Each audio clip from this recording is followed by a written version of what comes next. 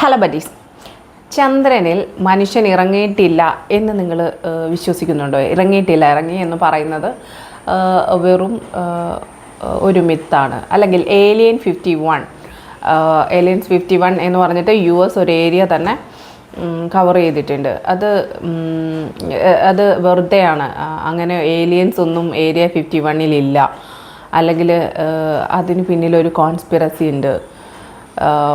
ഒരു സീക്രട്ട് ഗ്രൂപ്പാണ് ഈ കാര്യങ്ങളെല്ലാം നിയന്ത്രിക്കുന്നത്. ആ സീക്രട്ട് ഗ്രൂപ്പ് അതിലേക്കാണ് നമ്മുടെ ബ്രെയിൻ എല്ലായ്പ്പോഴും.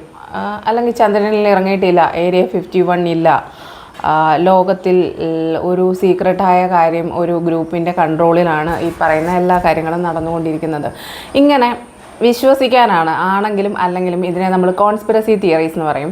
ഈ കോൺസ്പിറസി തിയറിയിൽ പറയുന്ന എല്ലാ കാര്യങ്ങളും വിശ്വസിക്കാനാണ് ശരിക്കും നമ്മളുടെ ബ്രെയിനിന് ഇഷ്ടം. എല്ലാ കോൺസ്പിറസി തിയറീസും തെറ്റല്ല.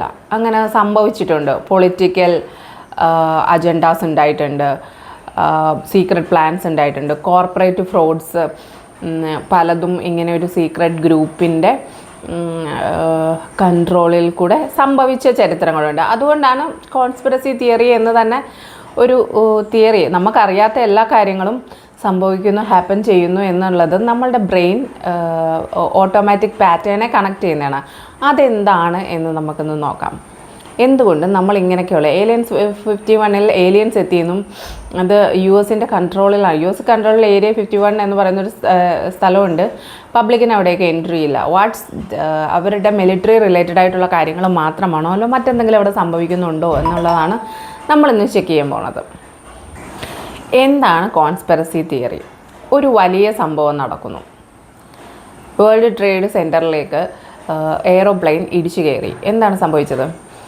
അതിന് പിന്നിൽ അൽ-ഖ്വയ്ദ എന്ന് പറയുന്ന ഒരു വലിയ ഗ്രൂപ്പുണ്ടായിരുന്നു, സീക്രട്ട് ഗ്രൂപ്പ് ഉണ്ടായിരുന്നു. അവർ വർഷങ്ങളിലായിട്ട് ഈ സംഭവം ചെയ്യാനുള്ള പ്ലാൻസിലായിരുന്നു. നമ്മൾക്കത് അന്വേഷണ ഏജൻസി ത്രൂ അറിഞ്ഞിട്ടുള്ള കാര്യങ്ങളാണ്. ഓക്കെ, ഇനി ഒരു കൊറോണ നടന്നു. നമ്മളിപ്പോഴും കൊറോണ ടൈമിൽ നിന്നും വെളിയിൽ വന്നിട്ടില്ല. അപ്പോൾ നമ്മൾ ആലോചിക്കുന്നത് എന്താണ്? ഒരു സീക്രട്ട് ഗ്രൂപ്പ് ഉണ്ടെന്നും ആ സീക്രട്ട് ഗ്രൂപ്പിൻ്റെ ഒരു സീക്രട്ട് അജണ്ടയായിരുന്നു ഇതും എന്ന് നമ്മുടെ ബ്രെയിൻ അങ്ങനെ വിശ്വസിക്കുന്നില്ലേ? അല്ലേ? എപ്പോഴെങ്കിലും അങ്ങനെയൊക്കെ ഒരു ടോക്ക് നമ്മളുടെ ഫ്രണ്ട്സ് ഗ്രൂപ്പിലോ ക്ലബിലോ ഓഫീസിലെ പാൻട്രിയിലോ ഒക്കെ നമ്മൾ ചർച്ച ചെയ്യപ്പെട്ടിട്ടില്ലേ? അങ്ങനെ ഞാൻ മാത്രം പോകുന്ന സ്ഥലങ്ങളാണ് ഇതൊക്കെ. ജിമ്മും ക്ലബും ഓഫീസിലെ നമ്മുടെ റൂമേഴ്സ് സ്പ്രെഡ് ചെയ്യുന്നിടത്തുമൊക്കെ കൊറോണ നാച്ചുറലി ഒക്കൂർ ചെയ്തതല്ല. It's a plan by a secret group. ഇങ്ങനെ ഒരു ടോക്ക്. കാരണം ഇങ്ങനെ വിശ്വസിക്കാൻ ദ റിയൽ റീസണേക്കാട്ടിൽ കൂടുതൽ, അല്ലെങ്കിൽ ഗവൺമെൻറ്, വേൾഡ് ഹെൽത്ത് ഓർഗനൈസേഷൻ നമുക്കൊരു എക്സ്പ്ലനേഷൻ തന്നിട്ടുണ്ട്. അതിൽ കൂടുതൽ ഇതൊരു സീക്രട്ട് ഗ്രൂപ്പിൻ്റെ പ്ലാൻ ആയിരുന്നു. അവർ പറയുന്നതെല്ലാം അവർ കണ്ടെത്തിയ കണ്ടെത്തൽ മാത്രമാണ് എന്നാണ് നമ്മുടെ ബ്രെയിൻ വിശ്വസിക്കുന്നത്. കാരണം നമ്മളുടെ ബ്രെയിന് അതായത് നമ്മൾ പോപ്പുലർലി ഇങ്ങനെ പോകുന്ന ഒരു സ്ട്രാറ്റജി അല്ലാതെ അതിൽ നിന്ന് സെപ്പറേറ്റഡ് ആയിട്ട് ഒരു അൺഈവൻ കാര്യങ്ങൾ, ഒരു റാൻഡം കാര്യം സംഭവിച്ചാൽ അതിനെ ഉൾക്കൊള്ളാൻ അത് പ്രകൃതി തന്നതാണ്, അല്ലെങ്കിൽ ഇവിടുത്തെ സയൻറ്റിഫിക് എക്സ്പ്ലനേഷനേക്കാൾ കൂടുതൽ അതിൻ്റെ പിന്നിൽ എന്തോ ഒരു സീക്രട്ട് ഗ്രൂപ്പ് ഉണ്ട് എന്ന് നമ്മളുടെ ബ്രെയിൻ വിശ്വസിക്കുകയാണ്. ഇനി കോൺസ്പിറസി തിയറിയിൽ നിങ്ങൾക്ക് റിലേറ്റ് ചെയ്യാൻ പറ്റുന്ന ഒരു കാര്യം ഞാൻ പറയാം. ഫസ്റ്റ് ഓഫ് ഓൾ, നിങ്ങളൊരു മുറിയിലേക്ക് കയറി. അപ്പോൾ ഒരു കണ്ണാടി പൊട്ടി ടേബിളിൻ്റെ മണ്ടക്കിരിക്കുന്നു. നമ്മൾ ആലോചിക്കുന്നത് അത് കാറ്റത്ത് ഭിത്തിയിൽ നിന്നും ആ ടേബിളെ വീണ് പൊട്ടിയതായിരിക്കാം, അല്ലെങ്കിൽ വേറെ എന്തെങ്കിലും രീതി പൊട്ടിയായിരിക്കും. പക്ഷേ നമ്മുടെ ബ്രെയിൻ ആദ്യം ചിന്തിക്കുന്നത് ഞാനില്ലാത്ത സമയത്ത് ഇവിടെ ആരോ വന്നിരുന്നു, അങ്ങനെ ഒരു റാൻഡംലി ഇത് പൊട്ടിയതാണ്. അല്ലെങ്കിൽ നമ്മൾ സ്വയം ഒരു ഹിസ്റ്ററി, ആ ഗ്ലാസ് ഒരു മിറർ, ആ മിറർ പൊട്ടിയതിനെ പറ്റി നമ്മളിങ്ങനെ ഒരു റാൻഡംലി ഒരു ഹിസ്റ്ററി ക്രിയേറ്റ് ചെയ്യും. അത് വിശ്വസിക്കാനാണ് നമ്മളുടെ മനസ്സിന് ഏറ്റവും ഇഷ്ടം. നമ്മൾ രാത്രിയിൽ ഒരു ഒച്ചപ്പാട് കേട്ടു, അത് കള്ളനായിരിക്കുമെന്ന് പ്രതീക്ഷിക്കാനാണ് നമ്മളുടെ ബ്രെയിനിന് ഇഷ്ടം. അത് പട്ടിയായി ചാടിയതായിരിക്കാം, നമ്മുടെ മുറ്റത്ത് നിന്നിരുന്ന ഒരു ട്രീയുടെ കൊമ്പ് ഒടിഞ്ഞു വീണതായിരിക്കാം. പക്ഷെ നമ്മൾ അങ്ങനെ ഒന്നുമല്ല വിശ്വസിക്കാൻ ഇഷ്ടപ്പെടുന്നത്, അത് കള്ളനായിരിക്കുമെന്ന് വിശ്വസിക്കാനാണ്. അത് ആക്ച്വലി മനുഷ്യൻ കാട്ടിൽ അലഞ്ഞു തിരിഞ്ഞ് നടന്നിരുന്ന സമയത്ത് നമ്മൾ ഭയങ്കര കോൺഷ്യസ് ആയിരുന്നു. അതായത് നമ്മളുടെ മനസ്സിലേക്ക് ഇങ്ങനെ വന്നുകൊണ്ടേയിരുന്നു. ഒരു കാട്ടിലൊരു സൗണ്ട് കേട്ടാൽ അത് ഉപദ്രവിക്കാൻ വരുന്ന ജീവിയായിരിക്കും എന്നുള്ളൊരു ടെൻഷൻ ഉണ്ടായിക്കൊണ്ടേയിരുന്നു. പക്ഷേ മോഡേൺ യുഗത്തിലെത്തിയപ്പോഴും നമ്മൾ ആ ഒരു കോൺസ്പിറസിയിൽ വിശ്വസിക്കാനാണ്, നമ്മൾക്ക് അദൃശ്യമായതെന്തോ സംഭവിക്കുന്നുണ്ട് എന്ന് വിശ്വസിക്കാനാണ് നമ്മളിപ്പോഴും വിശ്വസിക്കുന്നത്. ഇത് ഇപ്പോഴും നമ്മളുടെ ബ്രെയിൻ പാറ്റേൺ റെക്കഗ്നൈസേഷനിലാണ്. അതായത് ആ ഒരു പാറ്റേൺ ഇവല്യൂഷൻ ഉണ്ടായിട്ടാണല്ലോ നമ്മൾ മോഡേൺ ഇറയിൽ എത്തി നിൽക്കുന്നത്. അപ്പോൾ അവിടെ നിന്നാണ് ശരിക്കും ഇതിൻ്റെ സ്റ്റാർട്ടിങ് എന്നുള്ളത് ഞാൻ കുറച്ച് എവല്യൂഷണറി ബുക്സും ഗൂഗിളിൽ കൂടെയൊക്കെ സെർച്ച് ചെയ്തിട്ട് എനിക്ക് ഫീൽ ചെയ്ത കാര്യമാണ്. ഇനിയും അൺസർട്ടനിറ്റി എന്ന് പറഞ്ഞാൽ ഒരു പ്ലെയിൻ ക്രാഷ് സംഭവിച്ചു. മലേഷ്യൻ എയർലൈൻസ് കാണാതെ പോയത് അവിടെ നിൽക്കട്ടെ, നമുക്ക് പിന്നീട് എക്സ്പ്ലെയിൻ ചെയ്യാം. അതുപോലെ അല്ല, ഒരു പ്ലെയിൻ ക്രാഷ് റിയാലിറ്റിയിൽ എന്തെങ്കിലും ആകാശ ചുഴികളിൽ വീഴുന്ന സിറ്റുവേഷനൊക്കെ ഉണ്ടല്ലോ. അങ്ങനെ ഒരു സമയത്ത് ഒരു പ്ലെയിൻ ക്രാഷ് സംഭവിച്ചു. അത് എന്താണെന്ന് ആ ബ്ലാക്ക് ബോക്സ് കിട്ടിയാൽ മാത്രമേ എക്സാക്ട്ലി ഇൻവെസ്റ്റിഗേറ്റേഴ്സിന് കറക്റ്റ് ഒരു ഐഡിയ കിട്ടത്തുള്ളൂ. അതിന് എന്തെടുക്കും? അതിന് മുന്നേ തന്നെ സോഷ്യൽ മീഡിയ ഇത് എക്സാമിൻ ചെയ്യാൻ തുടങ്ങും. അവിടെ നിന്ന് കയറിയപ്പോൾ, അല്ലെങ്കിൽ അത് ജസ്റ്റ് UK to ദോഹ പറഞ്ഞൊരു ഫ്ലൈറ്റാണെന്ന് വിചാരിക്കുക ഫോർ എക്സാമ്പിൾ. അപ്പോൾ UK നിന്ന് കയറുമ്പോൾ തന്നെ ഹാറ്റ് വെച്ചൊരാളുണ്ടായിരുന്നു, അയാൾ കോട്ട് ഇട്ടിട്ടുണ്ടായിരുന്നു. സോഷ്യൽ മീഡിയ അങ്ങ് കണ്ടെത്തും, കുറേ എക്സ്പ്ലനേഷൻസ് കണ്ടെത്തും. കാരണം ഇതിൻ്റെ റിയാലിറ്റി അക്സെപ്റ്റ് ഇൻവെസ്റ്റിഗേറ്റേഴ്സ് കണ്ടെത്തി എക്സ്പ്ലെയിൻ ചെയ്യുന്നതിനേക്കാൾ കൂടുതൽ ഇൻവെസ്റ്റിഗേറ്റേഴ്സ് നമ്മളെ കബളിപ്പിക്കുകയാണെന്നും ഇതിൻ്റെ പിന്നിൽ ഒരു ഗ്രൂപ്പ് ഉണ്ടെന്നും അവർ നേരത്തെ 300-ലധികം പേരാണല്ലോ ഒരു ഫ്ലൈറ്റിൽ, ഒരു നോർമൽ ഫ്ലൈറ്റ് യാത്ര ചെയ്യുന്നത്, ഇത്രയും പേരെ കൊല്ലാൻ പ്ലാൻ ഇട്ടിരുന്നു എന്നും നമ്മളുടെ ബ്രെയിൻ അല്ലെങ്കിൽ ഈ സോഷ്യൽ മീഡിയ. അപ്പോൾ നമ്മുടെ ബ്രെയിനിന് അങ്ങനെ ഒരു കോൺസ്പിറസി ഒരു സോഷ്യൽ മീഡിയയിൽ കണ്ടു കഴിഞ്ഞാൽ അതിൻ്റെ പിന്നിലെ സ്റ്റോറി അന്വേഷിച്ച് പോകാനാണ് നമുക്ക് താല്പര്യം. ഞാനാണെങ്കിലും നിങ്ങളാണെങ്കിലും, ഇനി അല്ല എന്നുണ്ടെങ്കിൽ യു ക്യാൻ കമൻറ്റ്. ഇപ്പോൾ ഞാനാണെങ്കിലും നിങ്ങളാണെങ്കിലും അങ്ങനെ ഒരു ഇൻസിഡൻറ്റ് ഉണ്ടായി കഴിഞ്ഞ് കഴിഞ്ഞാൽ, കാരണം ഈ കൊറോണ വന്ന സമയത്ത് ഞാൻ ഇതിൻ്റെ പിന്നിൽ പോയൊരു കാര്യമാണ്, ചൈനയ്ക്ക് ഇതിൽ വേറെ എന്തെങ്കിലും പങ്കുണ്ടോ, വുഹാൻ ലാബിൽ നിന്നാണല്ലോ ഇത് പോയത്, അവിടെ വേറെ എന്തെങ്കിലും പ്ലാൻസ് ഉണ്ടായിരുന്നോ? അപ്പോൾ ട്രാവൽ ചെയ്ത് പോയി എന്നല്ല, എനിക്ക് സെർച്ച് ചെയ്യാൻ പറ്റുന്ന ഏരിയാസിൽ സെർച്ച് ചെയ്തു എന്ന് പറയുന്ന പോലെ നമ്മളിപ്പോൾ പ്ലെയിൻ ക്രാഷിൻ്റെ കാര്യമാണ് പറഞ്ഞുകൊണ്ടിരുന്നത്. അപ്പോൾ ഇങ്ങനെയൊരു ഐഡിയ ഇൻവെസ്റ്റിഗേറ്റേഴ്സ് കണ്ടുപിടിക്കുന്നതിന് മുമ്പേ തന്നെ സോഷ്യൽ മീഡിയ അങ്ങ് ഇറക്കും. സോഷ്യൽ മീഡിയ ഇറക്കിയിട്ട് പിന്നെ നമ്മൾ ഈ സോഷ്യൽ മീഡിയ കാണുന്ന എല്ലാവരും കൂടെ അങ്ങ് ചർച്ചയാണ്. പിന്നെ റിയാലിറ്റി വരുന്നതിന് തന്നെ അത് നമ്മളുടെ ബ്രെയിൻ്റെ ഒരു പാറ്റേൺ ആണ്. അറിഞ്ഞുകൂടാത്ത സ്റ്റോറിയുടെ പിന്നാലെ നമ്മൾ അലയുക എന്നുള്ള, അതിന് സയൻറ്റിഫിക് എവിഡൻസ് ഉണ്ടോ, അതിന് എന്തെങ്കിലും ക്ലാരിറ്റി ഓർ ക്ലെയിം ചെയ്യാൻ പറ്റുന്ന എന്തെങ്കിലും ഉണ്ടോ എന്നുള്ളത് നമ്മളുടെ സെക്കൻഡറി വിഷയമാണ് ശരിക്കും. പിന്നെ ഫിയർ ആൻഡ് ത്രെറ്റ്. ഒരു പാൻഡമിക് ഉണ്ടായപ്പോൾ, ഇപ്പോൾ ഒരു യുദ്ധം വന്നപ്പോൾ കുറേ പേര് ജോലി നഷ്ടപ്പെട്ട് ദുബായിലും ഇവിടെയൊക്കെ ഇറാനിലും ഒക്കെ നിന്നപ്പോൾ നമുക്കൊരു ഫിയർ ആൻഡ് ത്രെറ്റ് ഉണ്ടായി. ആ സമയത്ത് നമ്മൾ ചിന്തിക്കുന്ന ചിന്താഗതികളെ ഇതാണ്. പലർക്കും ജോലി കളഞ്ഞിട്ട് നാട്ടിലേക്ക് വരാൻ പറ്റില്ല, അടുത്ത ജോലി അവിടെ തന്നെ കണ്ടുപിടിക്കാനുള്ള ഒരു അൺസർട്ടനിറ്റിയിലാണ് എല്ലാവരും. അപ്പോൾ ആ ഒരു സമയത്തൊക്കെ നമ്മുടെ ചിന്താഗതികളെ തെറ്റാണ്. ഈ എന്താ പറയണേ, ഈ യുദ്ധം നടന്നത്, അല്ലെങ്കിൽ ഈ സംഭവം ഇൻസിഡൻറ്റ് ഉണ്ടായത്, പാൻഡമിക് ഉണ്ടായത് ഒക്കെ ഏതോ ഒരു അദൃശ്യ മനുഷ്യൻ ഇതിന് പിന്നിലുണ്ട് എന്ന് ചിന്തിച്ച് അദ്ദേഹം തളരും, ഇത് നടക്കാതെ വരുമ്പോൾ അറ്റ്ലാസ്റ്റ് തളരും എന്ന് പറയുന്ന ഭയം തോന്നുന്നൊരു മൊമെൻറ്റിൽ ആണ് എപ്പോഴും പോലീസ് ഇൻവെസ്റ്റിഗേഷനിൽ ഭയം എന്ന് പറയുന്ന കാര്യത്തിന് വളരെ ഇമ്പോർട്ടൻസ് ഉണ്ട്. കാരണം ഫിയറിനെ പറ്റി ചിന്തിക്കുമ്പോൾ ഒരാളെ പേടിച്ച് കഴിഞ്ഞാൽ അയാൾ പെരുമാറുന്ന രീതിയെ മാറും എന്ന് പറയുന്ന പോലെ ഒരു അൺസർട്ടൻഡ് സിറ്റുവേഷൻ, അതായത് യൂഷ്വലി സംഭവിക്കുന്നതല്ലാതെ ഒരു സിറ്റുവേഷൻ ഉണ്ടാകുന്ന സമയത്ത് നമ്മളുടെ ബ്രെയിൻ ഓട്ടോമാറ്റിക്കലി തിങ്ക് ചെയ്തു പോകുന്നതാണ് ഇതിന് പിന്നിൽ മറ്റാരെങ്കിലും ഉണ്ടോ. Need for control. നമ്മളെല്ലാം ഒരു കൺട്രോളിലാണ്. നമ്മുടേതായ ജീവിതം കയ്യിൽ നിന്ന് പോകാതെ, ഡേ ടു ഡേ ലൈഫ്, എൻ്റെ ജീവിതം, എൻ്റെ ഫാമിലി, എൻ്റെ ജോബ്, ഇതൊന്നും നമ്മുടെ കയ്യിൽ നിന്ന് പോകാൻ പറ്റില്ല. പോയി കഴിഞ്ഞ് കഴിഞ്ഞാൽ നമ്മൾ പെട്ടു അല്ലേ. അപ്പോൾ ഇത് പോകാതിരിക്കാൻ നമ്മളെല്ലാം ഒരു കൺട്രോളിലാണ് പോയിക്കൊണ്ടിരിക്കുന്നത്. ഈ കൺട്രോൾ കയ്യിൽ നിന്ന് പോകുമ്പോൾ എന്താ സംഭവിക്കുന്നതെന്ന് വെച്ചാൽ നമ്മുടെ ബ്രെയിൻ ഓട്ടോമാറ്റിക്കലി ഇമാജിൻ ചെയ്യും, ഇന്നതുകൊണ്ടാണ് അങ്ങനെ സംഭവിച്ചത്. ഞാനിപ്പോൾ ഒരു പുതിയ പ്രോഡക്റ്റ് ഇറക്കി, ഒരു ഹെയർ ഓയിൽ ആയിക്കോട്ടെ, ഞാനൊരു പ്രോഡക്റ്റ് ഇറക്കി, ഞാൻ ഉദ്ദേശിച്ച പോലെ കച്ചവടം first month, second month, third മന്തിൽ എത്തുന്നില്ല. അപ്പം ഞാൻ ഓൾറെഡി സെർച്ച് ചെയ്യാൻ പോകുന്ന ആദ്യത്തെ കാര്യം എന്താണെന്നറിയാമോ? എൻ്റെ കോമ്പറ്റീറ്റർ മാർക്കറ്റിൽ കൂടുതൽ പൈസ സ്പെൻഡ് ചെയ്യാൻ തുടങ്ങി, അല്ലെങ്കിൽ കൺസ്യൂമറിൻ്റെ ബിഹേവിയർ കൂടി, വേറെ ഹെയർ ഓയിൽ കാണുമ്പോൾ അങ്ങനെ തോന്നി, ഇങ്ങനെ തോന്നി, കോമ്പറ്റീഷൻ കൂടി, നമ്മൾ കുറേ റീസൺസ് സ്വയമേ അസ്യൂം ചെയ്യും. ചിലപ്പോൾ അതായിരിക്കില്ല റീസൺ, പക്ഷേ നമ്മൾ ഒരു റീസൺ കണ്ടെത്താൻ വേണ്ടി എല്ലായ്പ്പോഴും നമ്മുടെ ബ്രെയിൻ ശ്രമിച്ചുകൊണ്ടേയിരിക്കും. ഞാൻ പറഞ്ഞല്ലോ, നമ്മൾ ഇവല്യൂഷണറി ഫ്രം ദ കാട്ടു മനുഷ്യനാണ് ശരിക്കും, നമ്മൾ എവല്യൂഷൻ സംഭവിച്ച് ഇവിടെ എത്തിയതാണ്.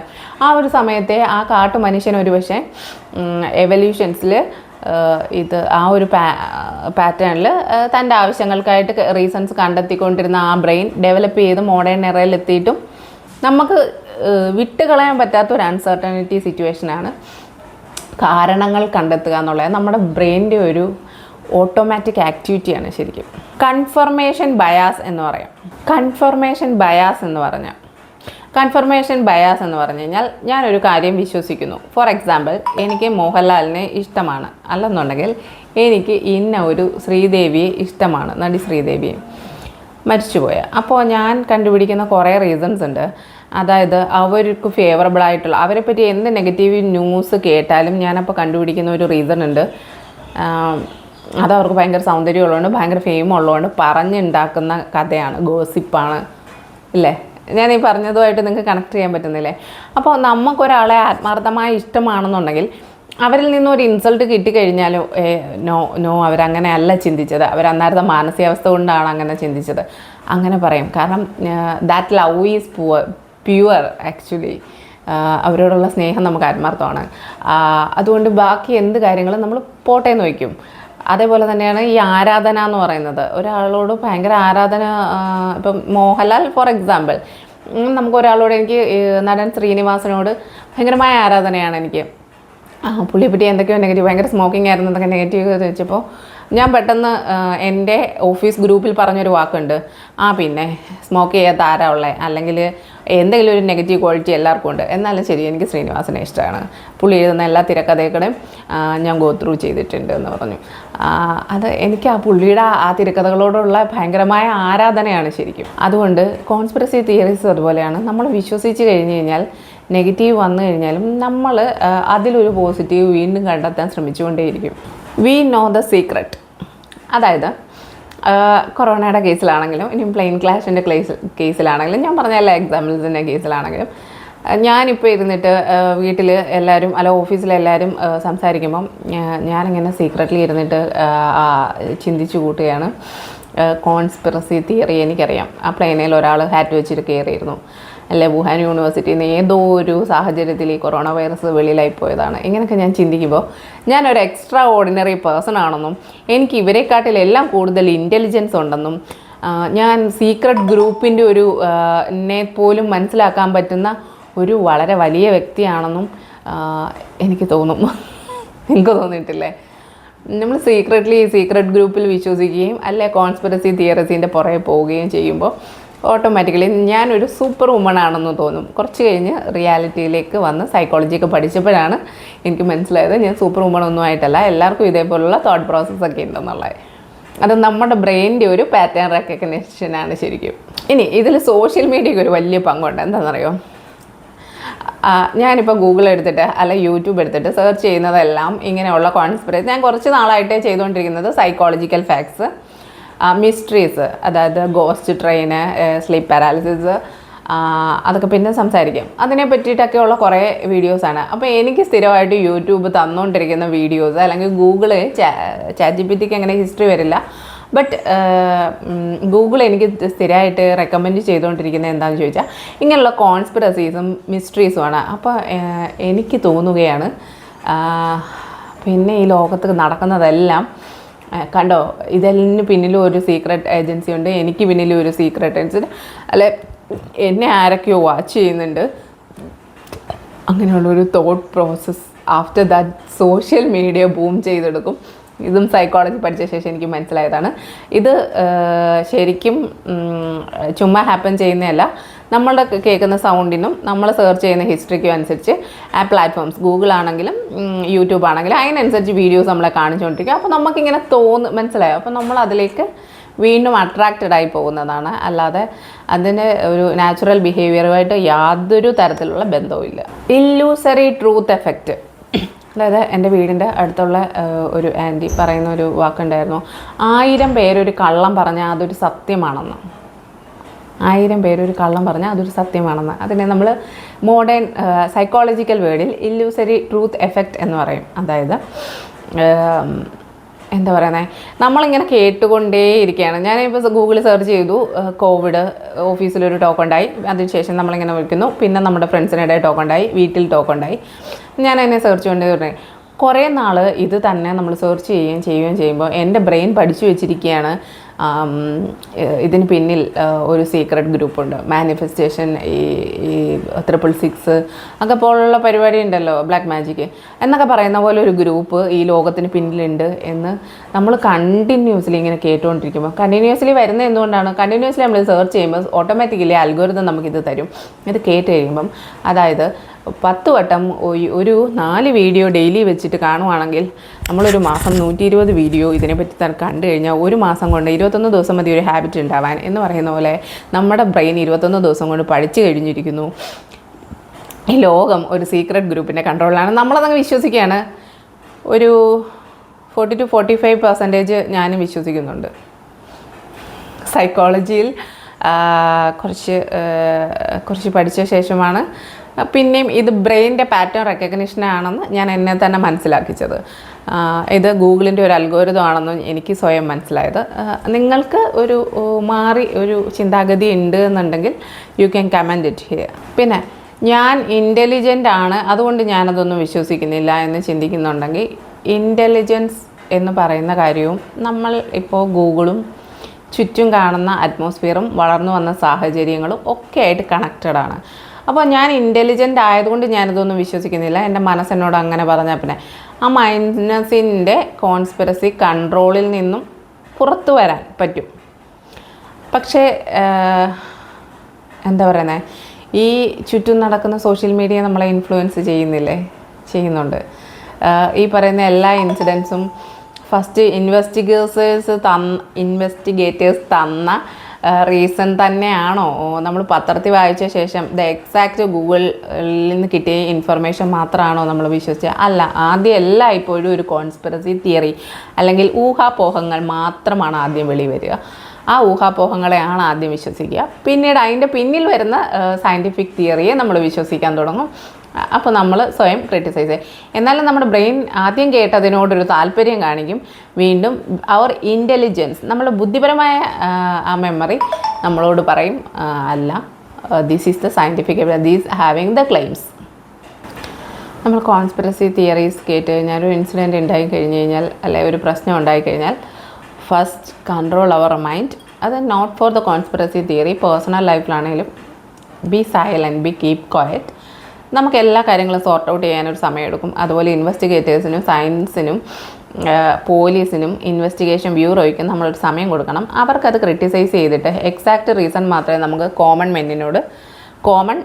പീപ്പിളിനോട് പറയാൻ പറ്റത്തുള്ളൂ. അപ്പോൾ നമ്മൾ പേഴ്സണൽ ലൈഫിലാണെങ്കിലും കോൺസ്പിറസീസ് ഉണ്ടാകുന്ന ടൈമിലാണെങ്കിലും നമ്മളൊരു സമയം കൊടുക്കുക, ബ്രീത്ത് കൺട്രോൾ. ആഫ്റ്റർ ദാറ്റ് സമാധാനമായിരുന്ന് സോർട്ട് ഔട്ട് ചെയ്യുക. എന്നാൽ മാത്രമേ നമുക്ക് സോർട്ട് ഔട്ട് ചെയ്യാൻ കഴിയുള്ളൂ. അതെൻ്റെ ഒരു പേഴ്സണൽ ഒപ്പീനിയനാണ്. അപ്പോൾ ഞാൻ പറഞ്ഞു വന്നത് കോൺസ്പിറസി തിയറീസിനെ പറ്റിയിട്ടല്ല, കോൺസ്പിറസി തിയറീസ് എന്തുകൊണ്ട് നമ്മൾ വിശ്വസിക്കാൻ ഇഷ്ടപ്പെടുന്നു എന്നാണ്. ഒന്ന്, അൺസർട്ടനിറ്റി, റിസ്ക് എടുക്കാൻ നമ്മുടെ ബ്രെയിൻ റെഡിയല്ല. 2, നമ്മുടെ ബ്രെയിന് ഫിയറുണ്ട്. ഒരു ചേഞ്ച് ഞാൻ ഭയങ്കരമായ ഫിയറബിളായിട്ടുള്ള വ്യക്തിയാണ്. ഞാൻ ഈ താമസിക്കുന്ന സ്ഥലം മാറാനോ ഒരു രാജ്യത്തു നിന്ന് അടുത്തൊരു രാജ്യത്തേക്ക് മൈഗ്രേറ്റ് ചെയ്യാനോ ഒക്കെ ഞാൻ ഭയങ്കരമായി പേടിക്കുന്ന വ്യക്തിയാണ്. അവിടെ ചെന്നിട്ട് എനിക്ക് ഇതേ കംഫർട്ട് കിട്ടിയില്ലെങ്കിൽ എനിക്ക് ഭയങ്കര പേടിയേണ്ട വ്യക്തിയാണ്. അപ്പോൾ അങ്ങനെ ഒരു ഫിയർ ഓഫ് മൈൻഡ് നമുക്ക് എല്ലാവർക്കും ഉണ്ട്, ചില ആൾക്കാർക്ക് അത് കൂടുതലാണ്. അൺസർട്ടനിറ്റി, അവിടെ ഇതേ കംഫർട്ട് കിട്ടിയില്ലെങ്കിലോ എന്നുള്ള ആ അൺസർട്ടനിറ്റി. ആദ്യം കേൾക്കുന്ന ന്യൂസ് എല്ലായ്പ്പോഴും കോൺസ്പിറസി തന്നെയായിരിക്കും, അല്ലേ? ആദ്യം കേൾക്കുന്ന എപ്പോഴും സോഷ്യൽ മീഡിയ പറയുന്ന കാര്യങ്ങളായിരിക്കും, ഇല്ലേ ആരെങ്കിലും പറഞ്ഞു കേൾക്കുന്ന കാര്യങ്ങളായിരിക്കും. അപ്പോൾ ഞാൻ ഗോ ത്രൂ ചെയ്ത് കുറച്ച് കോൺസ്പിറസി തിയറീസ് ആണ് ഞാൻ പറഞ്ഞത്. എനിക്ക് റിലേറ്റ് ചെയ്യാൻ കഴിയുന്ന കുറച്ച് കോൺസ്പിറസി തിയറീസ്. നിങ്ങൾക്ക് ഇതുപോലെ ഏതെങ്കിലും കോൺസ്പിറസി തിയറീസ് ഇന്നും സയൻറ്റിഫിക് എക്സ്പ്ലനേഷൻ കിട്ടിയിട്ടും ഇതിന് പിന്നിൽ ഒരു സീക്രട്ട് ഗ്രൂപ്പുണ്ട്, അല്ലെങ്കിൽ സീക്രട്ട് പ്ലാൻസ് ഉണ്ട്. പിന്നെ ശരിക്കും സോഷ്യൽ അല്ലെങ്കിൽ പൊളിറ്റിക്കൽ അജണ്ടയുടെ പുറത്ത് കാര്യങ്ങൾ നടന്നിട്ടുള്ളത് നമുക്കറിയാം. ഭയങ്കരമായ എന്തെങ്കിലും പ്രശ്നം ഉണ്ടാക്കിയിട്ട് ജനങ്ങളുടെ കണ്ണിൽ പൊടിയിട്ടിട്ട്, അങ്ങനെ സിനിമാസിലും നമ്മൾ കാണുന്നുണ്ടല്ലോ, സിനിമകളിലൊക്കെ കാണുന്നുണ്ടല്ലോ, ഭയങ്കരമായ ജനങ്ങളുടെ കണ്ണിൽ പൊടിയിട്ടിട്ട് എന്തെങ്കിലും ഒരു പൊളിറ്റിക്കൽ അജണ്ട നടത്തുന്നത്. അങ്ങനെയുള്ള എന്തെങ്കിലും ഇൻഫർമേഷൻസ് അല്ലെങ്കിൽ നിങ്ങൾക്ക് എന്തെങ്കിലും കമൻറ്റ് ചെയ്യാനുണ്ടെങ്കിൽ comment below. Thanks for watching my video. Next ഒരു വീഡിയോ ആയിട്ട് നാളെ കാണാം. Thank U.